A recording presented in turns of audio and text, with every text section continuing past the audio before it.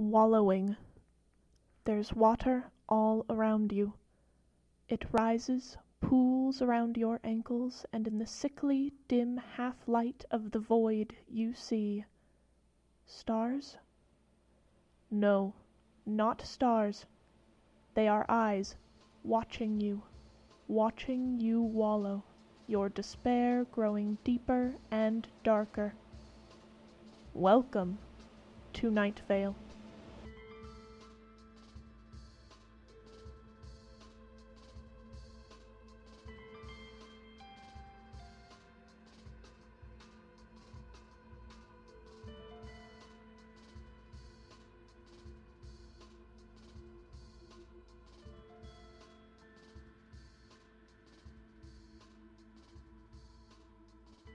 My dear listeners, it is yet another depressingly beautiful day here in Night Vale. People are lying listlessly in the streets, which makes it quite difficult for cars, of course. Many are flocking to the Whispering Forest and, worse yet, the gates of the dog park. Listeners, heed my warning.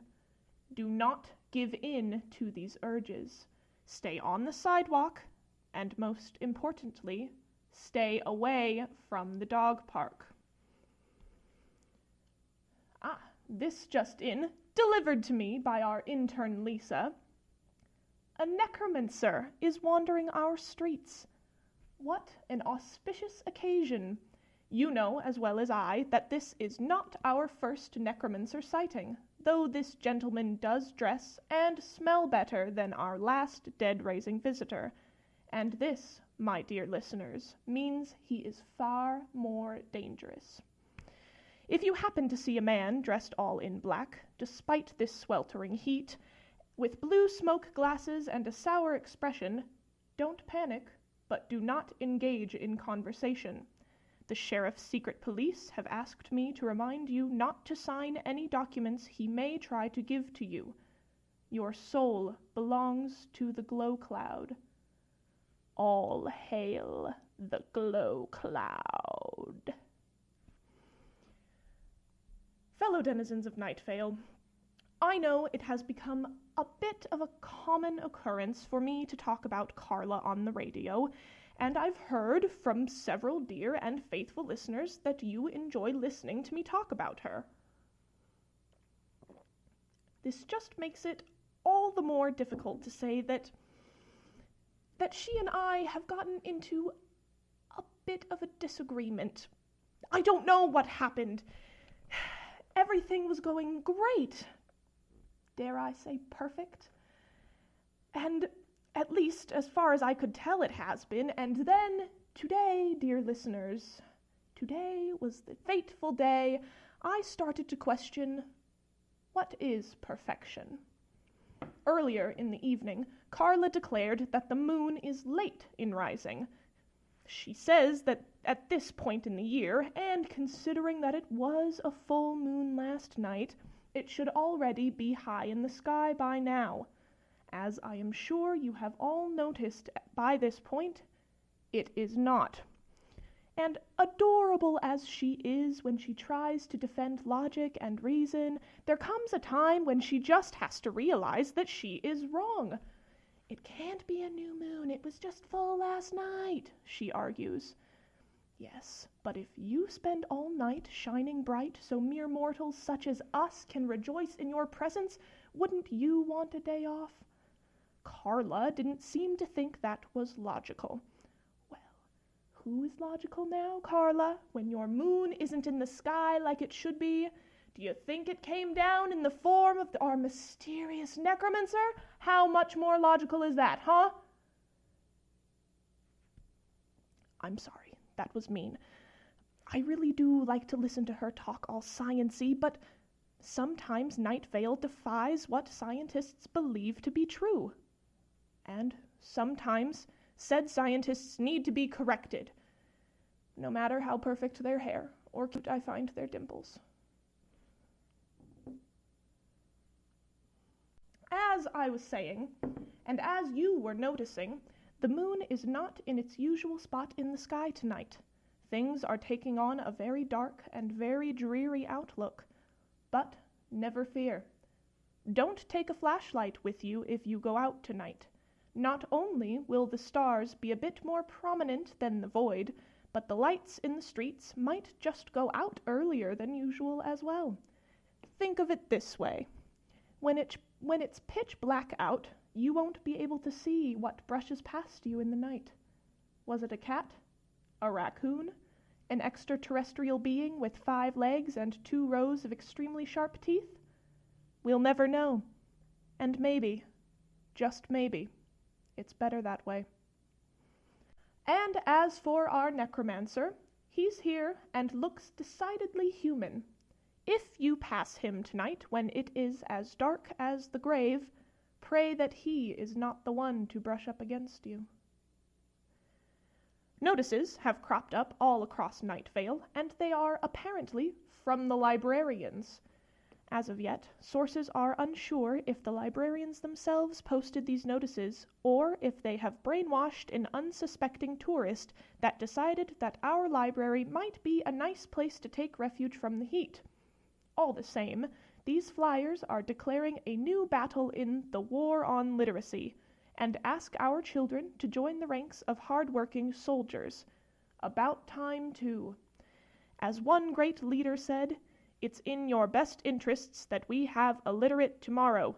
You're irrelevant if people can't read. And we need to start figuring out whether they can or cannot early in a child's career." Truer words never spoken. So, to sign up your child for literacy boot camp, and subsequently the oncoming battle, inscribe your child's name onto the trunk of one of the trees in the Whispering Forest. Their name will appear in a ledger in the library, written in blood, and therefore completely and totally binding by all legal standards. And, while you might be taken by the trees, your child will be taken by the librarians. Don't let our children suffer in illiterate ignorance, Night Vale. Sacrifices must be made. Let's take a look at the traffic. No dead have yet been seen wandering the streets, but it's barely the start to a long and dark evening. The city council have their fingers crossed and are keeping an eager eye on the cemeteries. Alert the sheriff's secret police immediately if you see any walking dead. You will be rewarded handsomely by the city council. Also, there is an overturned trailer truck outside of Route 800. His haul included several horses. So, watch out for that. This just in, listeners. Old woman Josie has offered lemonade to the necromancer that appeared in our little town this morning. We cannot tell if his sour expression is due to his morbid profession and blood-soaked past, or if Josie has forgotten sugar in the lemonade. Again. Let's hope she didn't use rat poison like she did at the last Community Watch meeting, because there would be no one here in Night Vale to bring the necromancer back from the dead. Right? Right. That's what you think. Because it is true. Right? Right.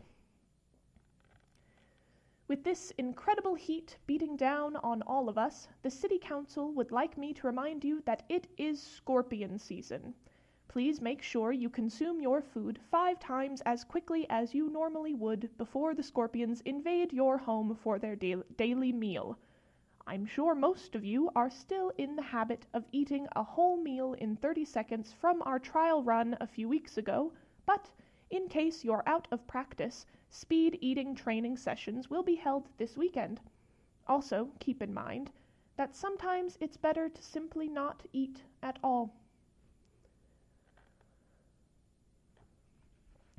Bento by the Void would like to announce that they are now serving sushi made exclusively with fish caught from our very own Night Vale harbor and waterfront recreation area. Critics are skeptical, seeing as the harbor and waterfront recreation area was recently declared as a shared hallucination by the city and, even in hallucination, does not contain any water. I'm not one to judge so quickly, Night Vale, and I, for one, am looking forward to trying out these new dishes. New combos will feature specials such as Cave Worm Roll, found in a muddy puddle 2 miles outside of town, and the Koshek Plate will soon be appearing on the menu thanks to intern Lisa submitting to their new Dish or Die competition. Existential and vegetable tempura, a dish favored by the angels, will also be making a seasonal comeback. So stop by Bento by the Void to question the limits of your hunger and your imagination. Oh dear. My faithful listeners, I have just learned that Carla was seen on a walk with the Necromancer mere moments ago. While I am here tangled in my own personal conflict regarding our argument, she is out walking with a stranger that may or may not be the moon, and most certainly can raise the dead. Does she really have no qualms about our argument? Can she really move on so quickly? Perhaps I am just worrying about this too much, but they're going for a stroll in the graveyard. That was our next date idea. I'm not upset, just a little conflicted. And I fear for this town's safety if a necromancer is allowed to walk freely about. You all remember what happened the last time we had a visit from one of his kind, do you not? The man who smelled of fish and wore a tea cozy on his head. He walked about freely as if he owned the place, and then one night well, I needn't remind you what happened that night, dear listeners, even if the city council has reminded us time and again that the great beast rising from the sand was in no way real and just a product of a crazed necromancer's magics. With that in mind, those horrible, dark memories in mind, and a fear for Carla heavy on my heart, we go now to a word from our sponsors. Laughter, endless laughter. Faces stare at you as you try to swallow. The faces are dark, distorted, contorted into smiles unseen among humankind. You are lost. Screams surround you. They are not altogether unpleasant. You are lost. You ask for help. Despair is your only answer. Despair smells like cinnamon and black holes. You are lost. The air grows colder. The screaming never ends. Something rattles loudly behind you. There is no hope. It is too late. You are lost. The screaming deafens you. Disneyland, the happiest place on earth. Listeners, during the break, I feel like such a fool now. During the break, none other than Carla called. Night Vale, she is so beyond wonderful that I can't even form it into words sometimes. I can't quite think clearly right now, so here, I will play you the voicemail she left for me. Maybe listening to it a second time will help me organize my thoughts. Cecilia, you see, I've been thinking about what you said. I understand that here in Night Vale, science is a bit more of a mystery than magic is. And even then, the concepts of magic and reality are skewed. And as an outsider, I don't always fully understand it. To you, scientists probably are all comedians. But just as your love for Night Vale is your first defense, mine is science. We should talk, Celia. Give me a call back when you can. Well, a second time through, and I still can't quite wrap my head around it. A part of me is too distracted by her beautiful, smooth voice. But to think, the fact that she found it in herself to apologize before I could. And just when I thought I could come to understand just what about science makes her so passionate. She has been here in Night Vale for over a year and has come to accept this city as so many try to do. The very least I could do would be to accept her scientific facts, right? Oh dear, she's calling again. I can't answer it. Let's take a look at the community calendar, shall we? This Tuesday, Parents of Night Vale are being asked to show up to any and all parent-teacher meetings 10 minutes late with sun dollars.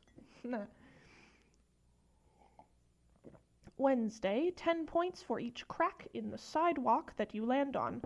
Bonus points for small children and pedestrians. Thursday will see an increase in hair growth, followed by an immediate recall of all grooming products early Friday morning. Saturday and Sunday will be a starless, likely moonless haze, and we will all awake next Monday to find that all clocks will be 2 hours behind. Also, as a reminder, any and all parents wishing to enlist their children into the librarian's army are to go to the Whispering Forest. Bring your sharpest knife for the best results. Okay. Shall we listen to the new voicemail together? Oh, I'm so nervous. Okay, here it goes. Next message. Cecilia, after discussing many things with the Necromancer, he's encouraged me to take initiative. If I know you as well as I think I do, you will find any excuse to hide in the radio station for the rest of the night and try to avoid me. I don't wish for that to happen, and I want to amend this rift that I caused between us by being so stubborn. He and I are on our way to the station right now. If my watch is right, and I'm never sure if it is anymore, your show is nearly over. Celia, please don't leave if you finish before I get there. I'll see you soon.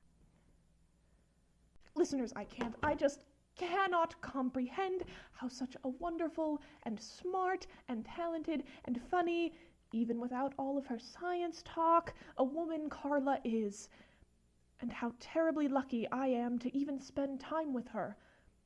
I still am not comfortable with the idea of her being with our strange visitor, especially with the idea of her telling him anything deep and personal. But she always has been a go-getter from the get-go, hasn't she? Listeners, I hope I don't pass out from nervous excitement before she gets here. I'm a mess. My studio is a mess. Let us go now to the weather.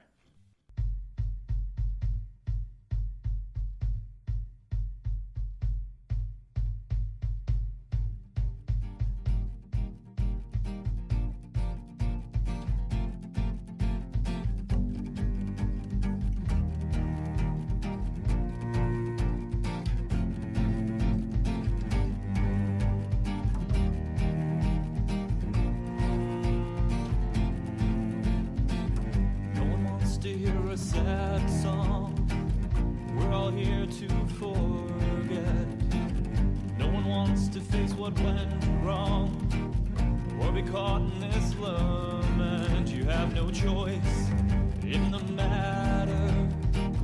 Face to face it's coming clear. You can't deny the darker weather, and you won't make me disappear.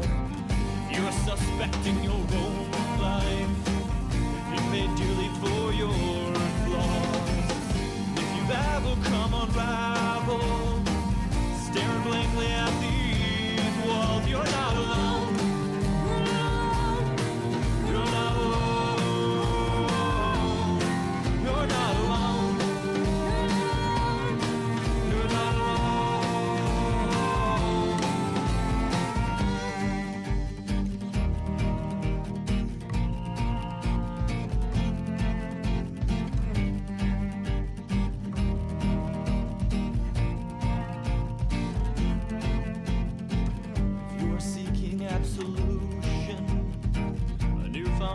Or a cause. And if you've ever faced desertion and thought hope was all but lost, and if you've ever roamed the midnight on a dark and empty street, searching for some frame of insight as to why you're incomplete, if you're a suspect in your own life, if you pay dearly for your flaws, and if you've ever come unraveled, staring blankly at these walls, you're not alone. You're not alone. You're not alone.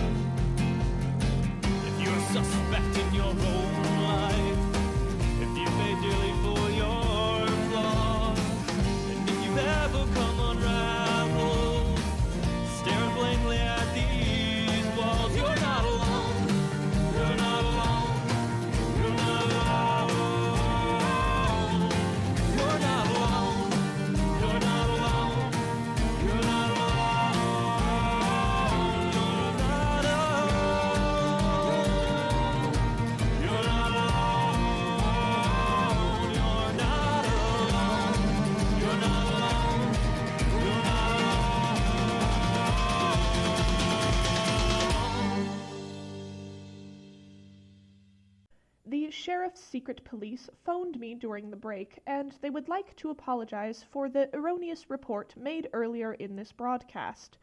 It is not, as previously noted, scorpion season. It is actually anaconda season. If you see an anaconda, it doesn't matter how fast you eat, it will get you. It doesn't matter how much training you have, it will get you. There's some sort of chaos going on out in the hall. I wonder what it... Oh, dear listeners. The Necromancer has arrived here in the studio and has offered a contract to intern Lisa. Sadly, she did not heed the sheriff's secret police's warning and has thus forfeited her soul to whatever infernal devices the Necromancer has up his sleeve. To the parents of Lisa the intern, she served this studio well. Her ability to not follow a single direction correctly is truly commendable. She will be with us in our hearts, and filing papers incorrectly in whatever afterlife she subscribes to. Someone just knocked. Carla is at my door, dear listeners. I can see her through the tiny glass pane separating the darkness of my studio from the darkness of the hallway. I do not even mind that the Necromancer is with her, because I can see her, and she is smiling. I am a fool, dear listeners. I am a fool to ever think Carla was wrong in any capacity, because she is nothing but right. Right for science, right for Night Vale, right for me. I wish you all the best, listeners. I wish you fights at 3 a.m. and fights about pillowcases and fights about science, and I wish you apologies, mutual apologies. I wish you more than my voice can prescribe. And now, with a night more stars than void, I wish you a hopeful good night, Night Vale. Good night.